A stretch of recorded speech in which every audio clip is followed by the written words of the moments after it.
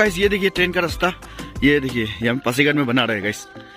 देखिए ट्रेन का रास्ता बना रहे हैं। ये देखिए गाइस पूरा लंबा से देखिए पूरा रास्ता खोना है हमें ट्रेन का रास्ता के लिए पासीघाट में। जो मुर्गंग सिलक से आएगा तो डायरेक्ट पासीघाट के लिए ये ट्रेन का रास्ता बना रहा है। देखिए ये ट्रेन का ट्रैक के लिए ना इतना बड़ा बड़ा हमें पोल गिरा के रखा है।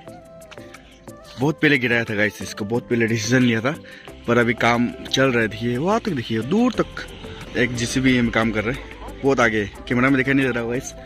और इस साइड भी गाइस ये पासीघाट है, तो पासीघाट पहुंच जाता है तो यहाँ में शायद ये स्टेशन बनाएगा ट्रेन का ना भाई।